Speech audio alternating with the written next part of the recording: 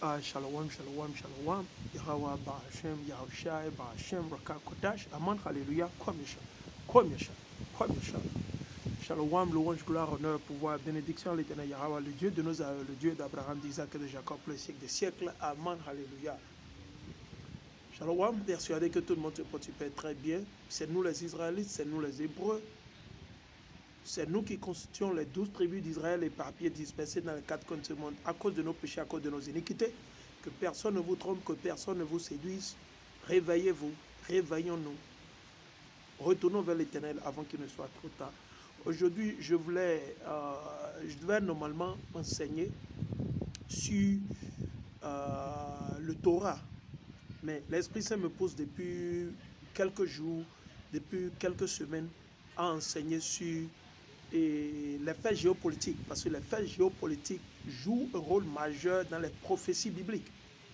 Les faits géopolitiques jouent un rôle majeur dans les prophéties bibliques. Et on l'a vu depuis le temps de nos aïeux, depuis le temps de Nimrod, ok?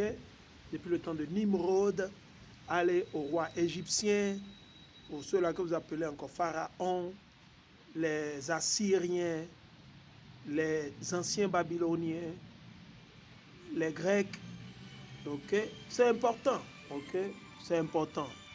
Je viens un instant, hein? Ok, excusez-moi. Donc, les faits géopolitiques sont très importants et comme je le disais, ces choses se passaient dès les temps anciens, ok? C'est pour ça que l'Écriture nous dit dans le livre d'Ecclésiaste, quand vous allez dans Ecclésiaste, c'est écrit qu'il n'y a rien de nouveau sous le soleil. C'est des choses qui sont passées, qui se répètent, mais sous une autre forme. Il n'y avait pas l'Internet, aujourd'hui il y a l'Internet. Ok? Voilà. Bref, on ne va pas trop perdre le temps. On ira vite parce que ce que je vais enseigner, ça va prendre assez de temps. Et c'est pas mal de préceptes. Pour ceux-là qui sont sincères, abonnez-vous, partagez la vidéo, laissez des commentaires, aimez la vidéo, partagez la vidéo avec vos contacts, vos bien-aimés, ceux-là que vous aimez. Partagez ça. Ceux qui sont parmi les élus, ils vont regarder, ils vont prendre connaissance, ils vont s'inspirer, ils vont prier, méditer, échanger et retourner. Mais les rebelles, ils vont durcir leur cœur. Et je veux que vous ayez toujours ça en tête. On ne force personne à servir Dieu. Ah ouais, on vous le dit une fois encore. On ne met l'âme sur personne pour servir Dieu. Vous êtes libre. Ok, vous êtes libre de servir Dieu ou de servir Satan. C'est à vous de faire votre choix. On ne force personne. Okay? L'Éternel, il va juger d'un jour à l'autre, que vous le veuillez ou pas, que vous le croyez ou pas. Et votre croyance ne peut pas annuler les œuvres de l'Éternel. Okay? Et nous n'enseignons pas la religion. Nous n'enseignons pas la religion. Il n'y a pas de religion dans la Bible. L'Éternel a parlé de spiritualité dans toute la Bible.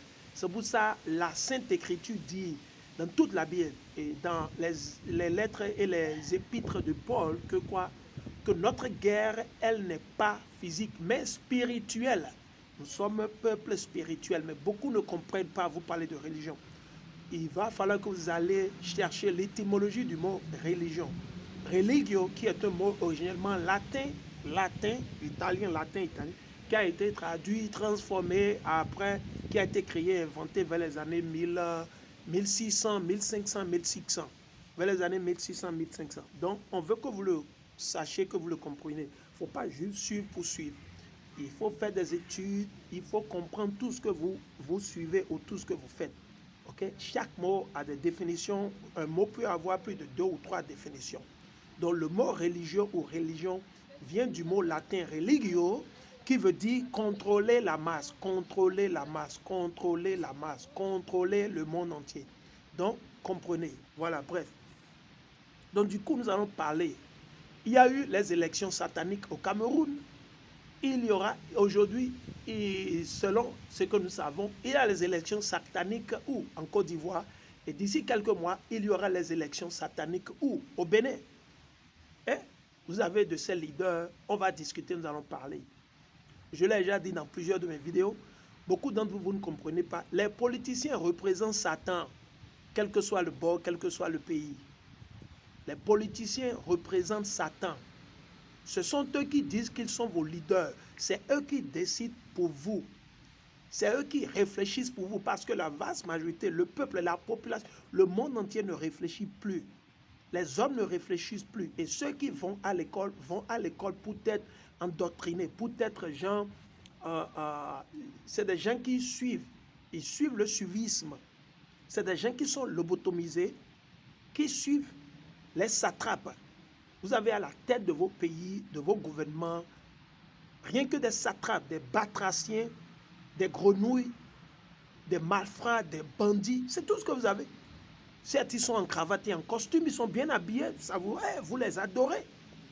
On va parler d'eux aujourd'hui. Que vous le sachiez ou pas, que vous le veillez, que vous le croyez ou pas. Nous, on vous dit la vérité. La vérité, elle est amère. La vérité, ce n'est pas pour tout le monde. OK? Donc, alors, on va commencer avec, pour que j'amène les preuves. Allons dans le livre d'Ésaïe. Je commence avec Ésaïe, le chapitre 9 et le verset 10 à 19. Ésaïe, le chapitre 9, le verset 10 à 19. Ésaïe 9, 10 à 19. Et je lis. L'Éternel élèvera contre eux les ennemis de Rétsin. Donc, il faut comprendre. L'Éternel dit qu'il va élever contre nous, contre les 12 tribus d'Israël, partout où nous serons, que ce soit en Colombie, que ce soit au Mexique, que ce soit au Bénin, que ce soit au Togo, que ce soit au Nigeria, que ce soit au Congo. Et c'est ce qui se passe. Ils ont beau faire les élections au Cameroun, n'est-ce pas? Qui a été encore élu président? Paul Biya. Ou bien, ok, rien n'a changé. On vous parle de panafricanisme. Certains parlent de Hotep, qui sont égyptiens, les égyptologues. Qu'est-ce que vous avez pu faire? D'abord, ceux-là qui sont en Égypte aujourd'hui, qui ne sont qu'un mélange d'arabes, c'est un mélange d'ismaélites et d'édomites ou de blancs, et voilà, la liste continue. Ces gens ne vous considèrent même pas. Ils ne vous valorisent même pas. Et ces gens ne se considèrent même pas étant, soi-disant, entre guillemets ou cotation africains. Ils se voient au-dessus de vous. Et pourtant, vous voulez vous assimiler, vous voulez toujours défendre et suivre ces gens. Imaginons. Donc, allons. Et il armera leurs ennemis. L'Éternel dit qu'il va armer nos ennemis. Raison pour laquelle on vous dit souvent, certains d'entre vous, vous ne comprenez pas. Tout ce que Paul Biya fait, Paul Biya est protégé et supporté par les États-Unis d'Amérique. Babylone l'a prostitué. Paul Biya est supporté et protégé par qui? La France. OK? Paul Biya est supporté et protégé par quoi? Londres, l'Angleterre. OK? Parce que ces pays, ils ont leur ambassade présente dans le pays. Ils voient tout ce qui se passe. Mais ils ne s'en foutent pas parce qu'ils ont leur intérêt que Paul Biya défend Paul Biya et ses associés, ses acolytes, ils défendent. C'est le même cas où, en Côte d'Ivoire, avec le diable, ce satrape, ce batracien, ce démon, okay, ce Judas Iscariote, Alassane Krawatara ou comment il s'appelle. C'est des gens qui sont protégés et supportés par qui? Babylone, la prostituée, les États-Unis d'Amérique, la France, l'Angleterre et les pouvoirs sataniques qui gouvernent ce monde. Vous ne savez pas? Vous pensez qu'ils ne le savent? Ils le savent. C'est vous qui ne savez pas et vous votez toujours pour. Vous les supportez toujours. Vous ne comprenez pas? Ces gens défendent toujours les intérêts des colons, les intérêts de nos ennemis. C'est tout ce qu'ils font. La même chose se passe au Bénin. C'est comme Talon. Talon, c'est un nom français. C'est un nom à la fois français, espagnol et puis allemand. Talon n'est pas Agouda. Les Agouda, nos parents Agouda, nous allons comprendre. C'est comme les Dos Santos, les d'Almeida, les Dorrego, les Da Silva. Ce sont nos aïeux qu'on avait pris comme esclaves, qui étaient emmenés partout dans le monde, sur le continent américain, dans les Caraïbes, vendus, qui ont été esclavagés, qui sont retournés du Brésil, du Cuba, de certaines régions. Ce sont ces gens qui ont gardé le nom brésilien de leur maître colon. Certains, ils sont revenus, ils ne se rappellent plus de quelle famille ils étaient. Donc du coup, ils ont gardé le nom de leur colon et de leur maître d'esclaves. Mais ce n'est pas le cas avec Talon, c'est un nom français. Raison pour laquelle vous constatez quand il vole, depuis qu'il a commencé, c'est lui l'anarcheur, le numéro 1, on vous le dit. Aujourd'hui, il arrête nos jeunes frères au Bénin, partout, exilés nos frères, en faisant croire au monde que lui, il travaille.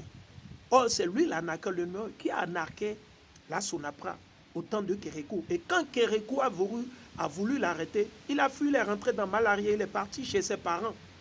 Il est parti chez son papa, les Édomites, en France. Parce qu'il n'est pas français, comment se fait, du coup, il disparaît comme ça. Parce qu'il travaille déjà pour un groupe français. Et quand Soglo est venu, il est revenu pour faire la même chose. Soglo a voulu l'arrêter, il a encore fui, il est reparti. Il n'y a pas ce gouvernement dans lequel Patrice Talon n'a pas arnaqué, il n'a pas volé. Ce sont nos frères villageois qui vivent encore de la villageoiserie, et je parle sur le plan spirituel, ceux-là qui sont ignorants spirituellement, ignorants, ils ne savent rien. Eux, c'est quand ils voient les voitures, les belles maisons, quand ils voient la rêve, ils se disent que oui, tout a changé. Non, nous on ne regarde pas ça. Parce qu'au finish, Dieu l'éternel Yahweh, il va tout détruire. Ok?